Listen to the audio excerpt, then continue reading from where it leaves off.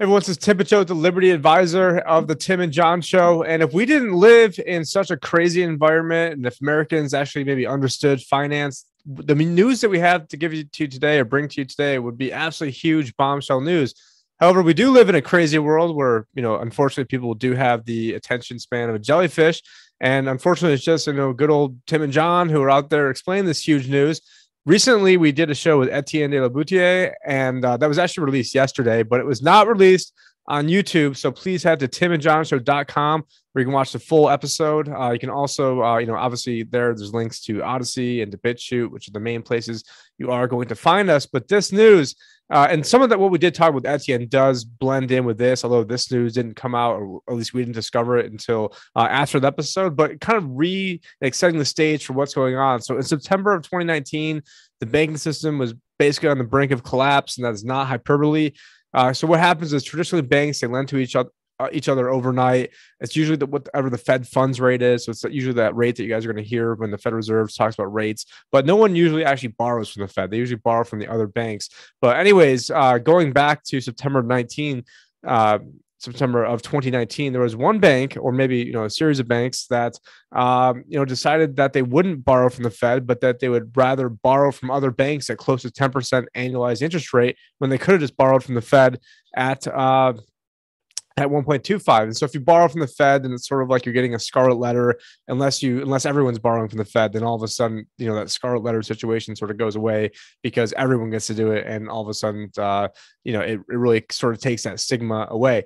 Now, this is not meant to be like an exhaustive overview of how repo rates work. There's, plenty of videos that we did, if you go back to September of 2019 to figure that out. But anyways, there was one bank that was, taking out a ton of these loans. Now, we didn't know what that bank was at the time because they keep this information secret. But John discovered today, drumroll please, that the bank that was basically messing everything up and had to take, tens of billions of dollars worth of loan was none other than JP Morgan Chase. So, JP Morgan, you've got Jamie Dimon, chairman and CEO of JP Morgan Chase, likes to perpetually brag about his bank's fortress-like balance sheet. But in the fall of 2019, that fortress needed to borrow huge sums of money from the Federal Reserve for still unexplained reasons. The trading units of other Wall Street banks also borrowed large sums from the Fed, but they haven't branded themselves as the fortress balance sheet. Yesterday, the Federal Reserve Bank of New York released the names of the banks and the dollar amounts that were borrowed under its emergency repo loan operations for the last quarter of 2019. And this is from wallstreetonparade.com, and we'll have all the links down below. And it had previously released the data for the period of September 17th, 2019 through September 30th, 2019, which I believe it was September 19th. John and I released a video, maybe it was even on the 17th, where it was an emergency alert video talking about the severity of exactly what was going on.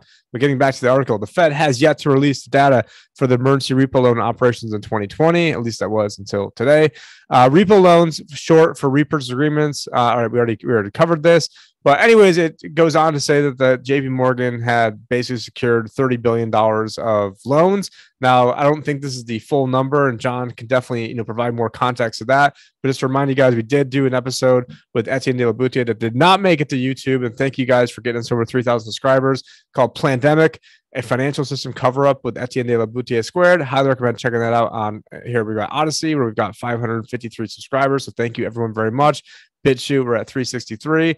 And anyways, John, so what do you have to say about what's going on with the repo? Is it really, the 30 billion, surprise, surprise, it ends up being JP Morgan that's messing everything up and what's really rich about this is that it's always Jamie Dimon and JP Morgan seem like they're the two biggest, they show the most bravado of anybody in terms of, acting very cocky and like he's the smartest person in the world. But, he might be the smartest person because, he's able to, put on this front and then borrow, tens of billions of dollars on the backside while we're the ones who end up bailing his ass out. So what do you got to say about this article that you discovered for us earlier today? Well, actually, so I looked at the article and there's actually data to it. So I went and looked at the physical data. So I'm going to share the data right now with everybody. It's kind of boring, but I just go through this because what looks like it's pretty boring. But I just want to show you, like, this is how the Excel spreadsheet looks, so you can see like the actual repo. Like this is when it started on September 17th. And so on, and so you could see who actually were the borrowers here.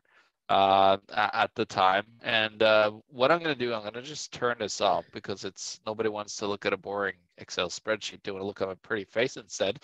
And actually, your So pretty if we go face look at it, is frozen it's right very now on interesting. my So end. on the 17th, okay. So when you go and look at the repo overnight on the 17th, you actually we go and take a look at who participated in it, and actually who participated in it was a lot of banks, not just JP Morgan, Tim. It was all the usual suspects plus a few others. And who actually was the biggest participant of them all was JP Morgan. Surprisingly, they had two. Let's see. No, let me just pull it up here. They had two Treasury securities repo operations overnight. One that was at $5 billion at 3%, and then one that was at $2.5 billion at 2.25%. So that was that. And then, of course, there's another big bank up there that everybody knows about, which got a better interest rate, by the way, than JP Morgan. So I guess Let me guess, JP Goldman Morgan Sachs. is that cool. Yeah, $5 billion with Goldman Sachs Big that freaking same surprise. day. Yeah. And actually, who got the best one, the actual best rate? Yeah, that was Goldman Sachs, Tim, that actually had the best repo rate of them all. Other one is NatWest Market Securities, which was only like $50 million that they had. But again, you had Citigroup was up here. You had UBS Securities the same day, TD Securities US, Societe Generale, which is the biggest bank in Europe almost, which is a French bank. They had lots of borrowing at $3 billion, two issues there. RBC from Canada, Nomura from Japan. Now, is this So your data that you're looking? Is this your data from the Fed that you're looking at, or is this from the article? This is not even from the article. This is actually from the Excel spreadsheet from the Fed's own website. What he talks about in the article, those Excel spreadsheets. So this is exactly like what I showed initially. This is directly from the Fed. So it's not me making it up, guys. It's right out there with the Federal Reserve own numbers, and who actually, because they delay this so we don't see it initially, so we can't play these bastards because they're hiding what's going on. We've had to wait a year. We've had to wait a year. So basically, since September of 2019, we've had to wait for this data. And it's not like it comes to a big fanfare. It's like basically you texted it to me. Wall Street on Parade had this.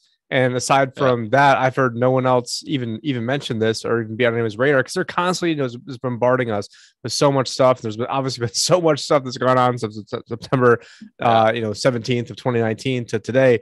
It's really unbelievable. But one thing that even happened right before that, we're talking like 1 month before that, Jackson Hole, there was a meeting that the Federal Reserve does every year. And at that meeting, good old, take a guess, BlackRock this is August 2019, and BlackRock, we have covered this before. I know we on the Ernest Hancock show we did cover this, but it was called dealing with the next downturn, from unconventional monetary policy to unprecedented policy coordination. And then just reading here, like the bold highlights, there is not enough monetary policy space to deal with the next downturn.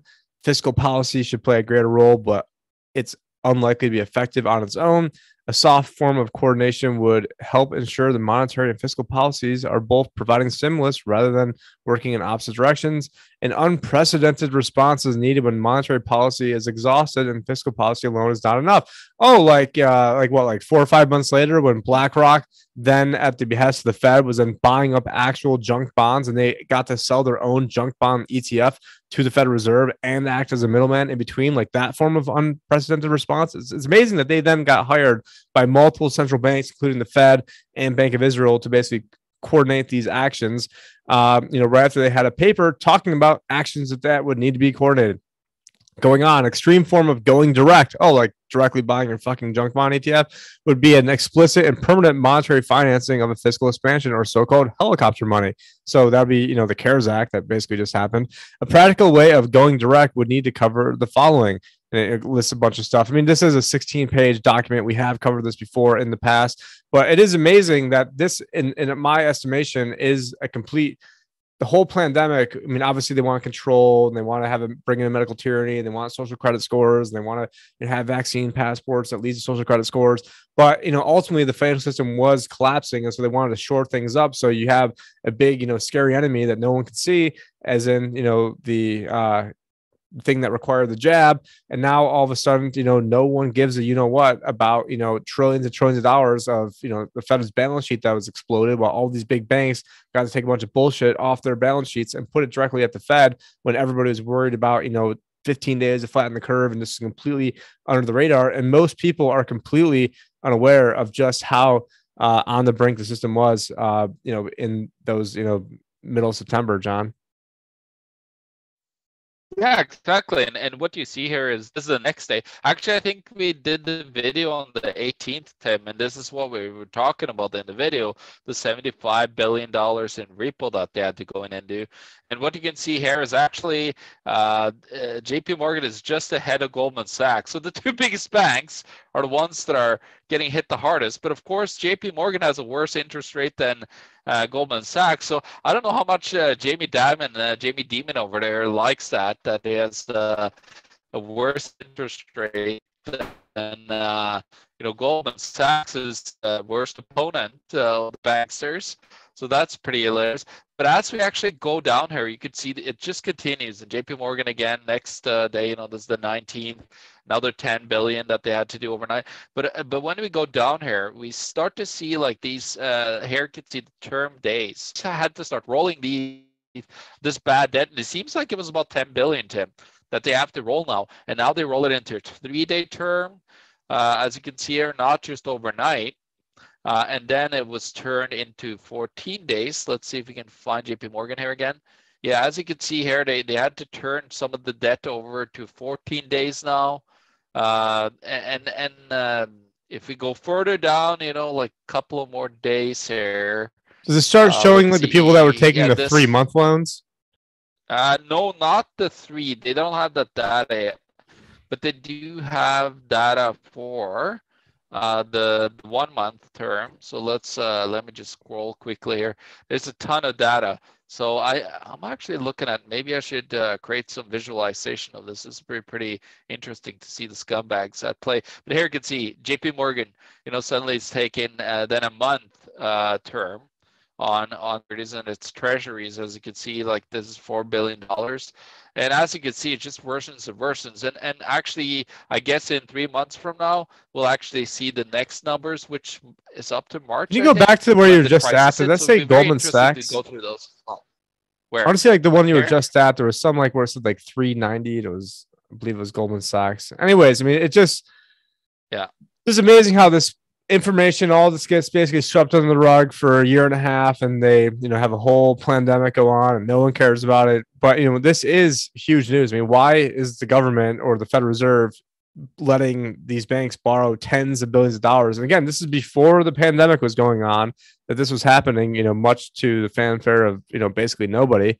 And it's just absolutely crazy, because the Federal Reserve was not founded to bail out Wall Street banks. Now, of course it was, but that's not what they ever said, because basically there was the panic of 1907. Can we get that off the screen?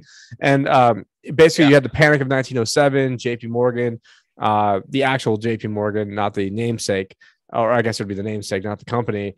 He had to bail out Wall Street during the panic of 1907. And then basically from that sort of framework, it was like, hey, it wouldn't be great if we had a Federal Reserve type system, and it's, capitalism on the way up, socialism on the way down, where the banks get to keep all the money on the way up and then get bailed by the people on the way down.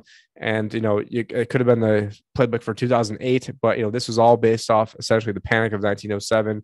And then obviously, there's always been the struggle between central bank people that wanted central banks, obviously the authoritarians, the collectivists, versus the, people that understood what was going on and didn't want central banking. I mean, example after example after example, whether it's the founding fathers. Well, obviously some founding fathers were for it, like Alexander Hamilton, and then there was some that were against it, like Benjamin Franklin. Then you also had Abraham Lincoln that was obviously against this, guys like Andrew Jackson that were against this. Not to get in all the quotes and all the stories, which I could get into now, but I want to save you guys and save the voice. But this is big news, that we do appreciate you for bringing us this news, because if there's ever one bank that just gets way too cocky, that always acts like they're the absolute best, and that he's the smartest person in the world, it's Jamie Dimon. And this goes to show that they were over leveraged, they got into trouble somehow and had to take out $30 billion worth of loans. And I'm sure it's probably even more than 30 billion. I mean, this information just coming out. I think that was just for that one period. They didn't even have till March, right? So they only have till the end of the year of 2019, right? And the real big blow up was actually in March, that Yumi also covered in great detail in several videos.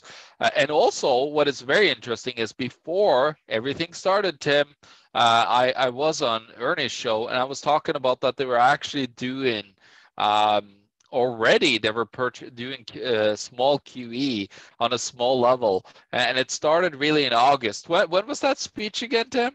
From BlackRock at Jackson Hole? It was August of 2019. Yeah, so basically on the 15th of August, that's when it starts to, like, they actually have to start to buy bonds, like treasuries from RBC, Nomura. Wells Fargo has like 500 million. And then like there's a whole bunch, Goldman Sachs, JP Morgan, Morgan Stanley. Like there's actually like QE going on before they actually started like the repo thing here as well. So this is another thing that I talked about that nobody really mentioned, that there was actually QE going on in the background during the so-called tapering that was going on. But they actually started it on August 15th with small QE on the side, where they actually purchased treasuries from, like, you have the listers, all the major banks, and some of them are pretty substantial, like 249 to Wells Fargo here, like $500 billion worth of treasuries that they actually $500 million worth of treasuries that they actually bought from Wells Fargo. And also Goldman Sachs, Morgan Stanley, all these guys, they were buying them, but not on a very high level at the time, but they're actually buying them. So what this shows us is that they were all in trouble. Like all of these guys, like we mentioned basically more like top 10 banks there that received the repo money, that also like pre the repo crisis in August 15th and out were getting QE from the Federal Reserve. They bought their treasuries directly from these entities. And so, yeah, these guys were in trouble way before, anybody, before it actually started to come out to the public, when people started to finally pay attention. And of course, that repo crisis then turned into, the meltdown in March, which was blamed on the lockdowns from COVID, of course. But it was basically a massive, as we went through at the end of the LPT, it was a massive cover-up for the financial crimes that was going on at the Fed.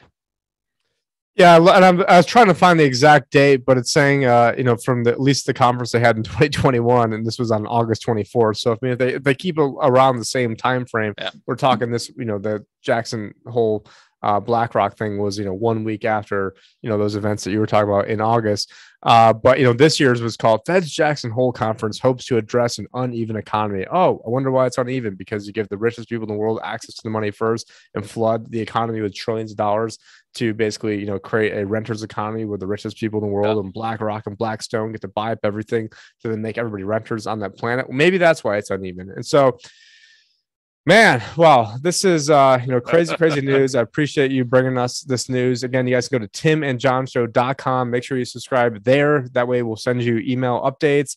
If we have to, we'll send text updates. We haven't had to do it yet, although they are, apparently I've heard that they are starting to block people's text messages, not from us, but just in general. And then also, BitChute and Odyssey, because, YouTube, TheYTube, it's, a lot of the best shows that we've done are not on there anymore. They've been yanked. We've gotten strikes. But we do appreciate, the 3,000 subscribers that we just crossed that threshold the other day. So definitely appreciate that. I mean, it only took about, 6 months to get that last 20 subscribers. Not that I really believe their stats, but anyways, thank you guys so much. I'm Tim Picciott, LibertyAdvisor. That's John Styson, the Economic Truth. Always bringing you guys, the most hard hitting financial news that no one else does. Take care.